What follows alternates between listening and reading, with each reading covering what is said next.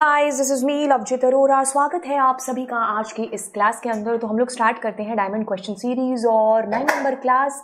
चलिए तो सीक्वल के साथ में चीजों को शुरू करते हैं। कहता है पहला question, write my SQL queries for the following questions to display the details of fans in descending order of their date of birth.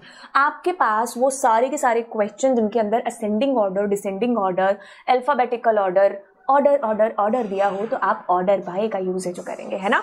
तो आपको अरेंज करना है एक सीक्वेंस में, चाहे वो असेंडिंग हो डिसेंडिंग हो, तो उनके अंदर हम यूज करते हैं ऑर्डर बाय का। तो डिस्प्ले यानी कि हम सेलेक्ट की बात कर रहे हैं। सुपर्ब। तो मैंने कहा सेलेक्ट।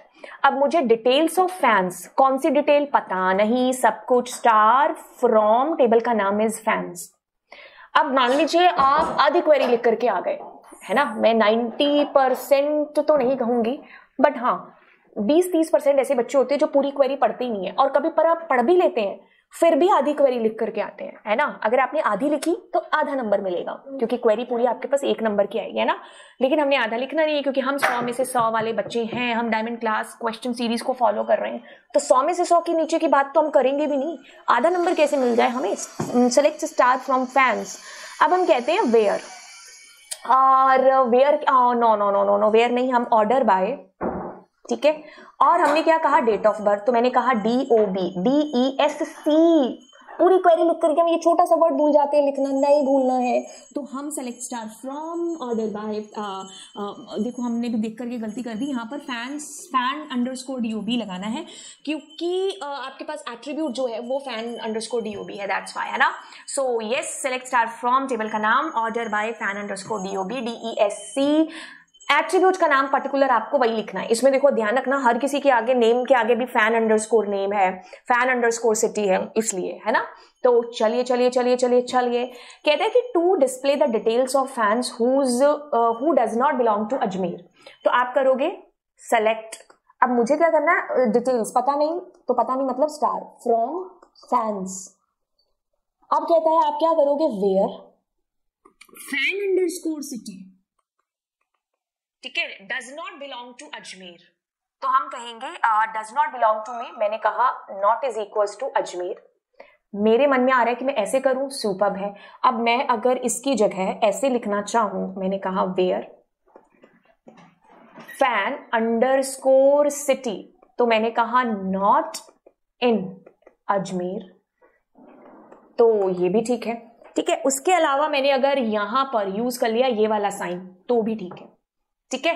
तो हम यूज कर सकते हैं। अब मेरे दिमाग में ये भी चीज आ रही है, मैं अगर इसको ऐसा यूज करना चाहूं, not fan_city is equals to Ajmer, तो कहीं कोई गलती तो नहीं है। इसको एक बार चेक भी करना, तो ये भी है जो हमारा करेक्ट होगा, क्योंकि नॉट किस लिए यूज होता है, रिवर्स के लिए, है ना।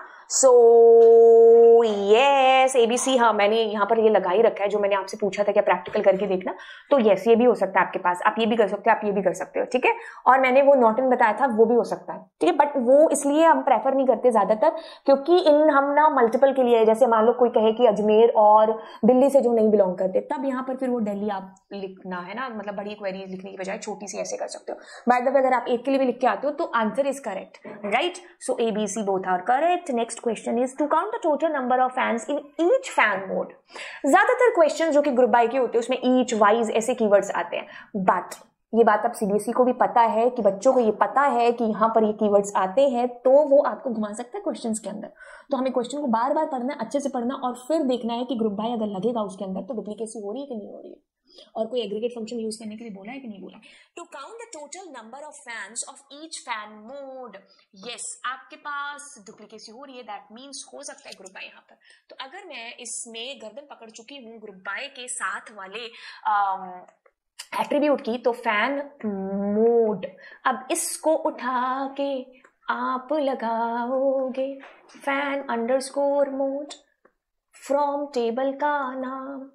अब मुझे क्या करना था, यहाँ नहीं लगाना, मुझे क्या करना था, मुझे काउंट स्टार लिखना था, है ना, क्योंकि किसी ना किसी एग्रीगेट का यूज करना कंपल्सरी है। So that's it. Okay, select fan and tick tick tick and tick tick tick. Okay, कहता है कि to display the date of birth of youngest fan, मतलब मुझे यंगेस्ट जवान फैन, मतलब अभी जो कह दो कि छोटे बच्चों में मान लो कि मेरे को छोटे बच्चों में कह लो या जितने में 50 फैन है उसमें से सबसे जो कम उम्र का है वो फैन कौन सा है, यंगेस्ट। ठीक है, तो कैसे बताएंगे, ऐसे बताएंगे। अब इसके लिए हम मिन मैक्स वाला जो कंसेप्ट है ना उसको एक बार ध्यान से देखना। देखो इसको नहीं पता मिन मैक्स को कि यंगेस्ट एल्डर क्या होता है, आपको पता है ना। इसको क्या पता है, इसको नंबर्स पता है। अब आप अपने माइंड के अंदर देखो कि जो सबसे यंगेस्ट है ना, मतलब आप अपनी क्लास का एग्जांपल ले लो, सबसे जो यंगेस्ट है मतलब उसकी डेट ऑफ बर्थ उतनी ही क्या होगी, बड़ी होगी, है ना, उतनी बड़ी होगी ना। जैसे मान लो अगर मैं कहूँ कि एक बच्चा 2001 का है, एक 2002 का है, एक 2003 का है, एक 2005 का है, तो यंगेस्ट कौन सा हुआ जो सबसे अभी, तो ये वाला, तो ये नंबर सबसे बड़ा हुआ ना। ये किसके थ्रू आएगा, मैक्स के थ्रू। और मैंने एल्डर पूछा होता तो ये होता, तो वो सबसे छोटा नंबर। इसको नहीं पता यंगर एल्डर का मतलब, ठीक है, इसको सिर्फ नंबर से मतलब है। तो यंगेस्ट है तो मतलब मैं मैक्स का यूज करूंगी, ध्यान से ध्यान देना, सेलेक्ट मैक्स। मैक्सिमम किसका निकालना है, फैन की डेट ऑफ बर्थ का, फ्रॉम टेबल का नाम विच इज फैंस। आई बात समझ में, अंडरस्कोर लगा देना, ठीक है। तो ऐसे आप इस क्वेश्चन को करेंगे। तो अगला क्वेश्चन कहता है there are numerous websites which provide search facility for searching content on internet and internet. First network कौन सा है, ARPANET, इंटरनेट, NSFNet या net. It's ARPANET, advance research project agency network. NSF की फुल फॉर्म नीचे comment section में बताइए, national Science foundation, समझ में आ गया, नीचे कमेंट सेक्शन में बताइए। अब कहते हैं कि in dash the University of California and Los Angeles and the University of Utah were connected with the beginning of the ARPANET। मतलब ARPANET की शुरुआत आपसे पूछे, ठीक है, ये एनसीईआरटी का कंटेंट चुरा के एमसीक्यूज बनाए। तो मेरे को ना मतलब अगर आपको इसमें आईपी के अंदर या सीएस के अंदर आपके पास एक ईयर आपको याद करना which is 1969। Okay, the triple W is made up of the set of interconnected dash that are linked together over the internet. यानी कि हम वेब पेजेस की बात कर रहे हैं। www जाल है वेब पेजेस का। अगर मुझे एक पेज से दूसरे पेज पर जाना है तो यस, हाइपरलिंक पर क्लिक करके हम जा सकते हैं, वहां से वहां से वहां। तो ये वेब है, जाल है। अब ये कहता है कि विच of the following statement is true about URL, uniform resource locator is the full form. You can enter URL into the address bar. Both are correct. Yes, both are correct. URL unique है जो होता है। Okay, our website is a collection of web pages. ठीक है, website मतलब एक collection है web pages का। तो वेब पेज एक पार्ट है वेबसाइट का, ठीक है। Homepage helps viewers to find out what they can find on the particular site. Homepage is the first page. Yes, homepage जो होता है वो आपका first page होता है। जैसे आप किसी वेबसाइट पर जाते हो तो यानी कि आप उसके होम पेज पर पहुंचते हो। Web page is created using language. अगर आप बात करते हो XML की, जावा की, सी की, हम HTML यहाँ पर है जो आंसर करेंगे, क्योंकि हाइपरटेक्स्ट मार्कअप लैंग्वेज जिसका इस्तेमाल होता है उसके ऊपर डेटा किस तरीके से डिस्प्ले होगा, ठीक है, कौन सा कंटेंट कहाँ डिस्प्ले होगा, तो वेब पेज HTML। ओके, कहता है कि आपके पास browser is a program which is use to. Browser क्या है, एक एप्लीकेशन सॉफ्टवेयर है, ठीक है, जिसका हम इस्तेमाल करते हैं कनेक्ट होने के लिए, बिल्कुल क्रिएट करने के लिए, व्यू करने के लिए, ऑल ऑफ द अबव, है ना। मुझे इंटरनेट यूज करना है, मुझे अपनी ईमेल आईडी ओपन करनी है, तो मैं हाथ पर थोड़ी ओपन करूंगी। कंप्यूटर के अंदर मुझे किसी एप्लीकेशन सॉफ्टवेयर की जरूरत पड़ेगी, किसी वेब ब्राउजर की जरूरत है जो पड़ेगी, है ना। तो हम Google Chrome, Mozilla Firefox, Opera, इन सब का इस्तेमाल करते हैं। Which of the following is an online textual और मल्टीमीडिया कन्वर्सेशन। अगर ऑनलाइन टेक्सचुअल या मल्टीमीडिया कन्वर्सेशन करनी है, which of the following, okay, तो हम इसको क्या बोलते हैं, यूजुअली हम चैटिंग बोलते हैं। बिल्कुल यहाँ पर ये थोड़ा सा गलत हो गया तो मुझे इसको बिल्कुल सही करना होगा। It's called chatting. Okay, next हम करते हैं VoIP, हमारा वॉइस ओवर इंटरनेट प्रोटोकॉल है। एंड बेसिकली जब आवाज की बात होती है ना, आवाज जा रही है, तो ये किस प्रोटोकॉल की मदद से होता है, that is voice over internet protocol. During an international exchange program, the student need to connect to a classroom in Russia using Skype. Samrat helps the students to connect. Which type of network service is being used? Instant messages तो होता ही है, email क्यों करेंगे हम, VoIP protocol यहाँ पर आपका basically frame में आएगा, ठीक है। अगर आप domain name protocol domain name protocol hypertext transmission principle for web, किसकी बात हो रही है, देखो ए की बात हो रही है, तो आप इसको कहेंगे हाइपरटेक्स्ट ट्रांसफर प्रोटोकॉल, ठीक है। और अगर हम इसकी बात करेंगे तो this is the domain name, तो हम प्रोटोकॉल डोमेन नेम कर दें क्योंकि इसकी फुल फॉर्म गलत लिखी हुई है। This is hypertext transfer protocol है। What is the full form of NSFNet? Answer बता दिया, गंदी बात। नेशनल साइंस फाउंडेशन, इसी क्लास में मैंने आपसे फुल फॉर्म भी है जो पूछी थी। Which project is considered as the foundation of the internet? National security agency, national aeronautics and space administration, ARPANET।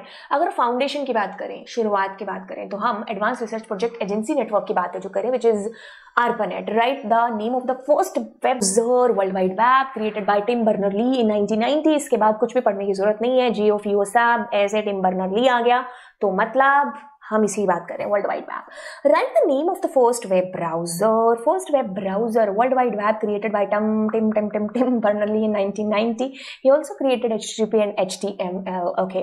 List any 4 services provided by the internet. मेरे को नहीं लगता मुझे इस क्वेश्चन को बताने की जरूरत है, ये आप दुनिया भर की चीजें इसके अंदर लिख सकते हो, sharing devices, email, instant messaging, online gaming and प्लाना। अब चलते हैं, dash is a vision of what the internet will become in future. तो आपने इंटर स्पेस पढ़ा था ना, बस हम कैसा फ्यूचर में देखना चाहते हैं हमारे इंटरनेट को, तो that is inter space. ARPANET, NSFNet, internet, inter space, ये 4 टर्म्स हैं आपकी NCERT में, ढंग से पढ़ लीजिएगा। ARPANET यानी कि हम किसकी बात कर रहे हैं, पॉज करिए, नीचे कमेंट सेक्शन में लिखिए और आगे चलिए। Advance research project agency network. While transferring data on the internet, the message is divided into small unit called। ये तो आपको पता है कि जब हम डेटा एक जगह से दूसरी जगह भेजते हैं, मुझे किसी को मैसेज भी करना है, तो क्या होगा, वो आपका मैसेज पैकेट्स में डिवाइडेड होगा। ठीक है, वो पैकेट्स जाएंगे टिक टिक टिक टिक करते हुए रिसीवर के सर्वर पर, वहां पर सब असेंबल होंगे और फिर आपके रिसीवर को वो उस फ्रेम में दिखेंगे जिस फ्रेम में भेजा गया था। तो यहाँ ट्रांसमिशन कंट्रोल प्रोटोकॉल है जो आता है फ्रेम में, बट आपसे पूछा गया था कि बोलते क्या है, तो उनको पैकेट्स बोला जाता है। ठीक है, तो that's it for now. This is the class number 9 and yes, comment section में बताइए कैसे लगी आपको ये क्लास। तो मिलते हैं आपको अगली क्लास में। Bye bye all.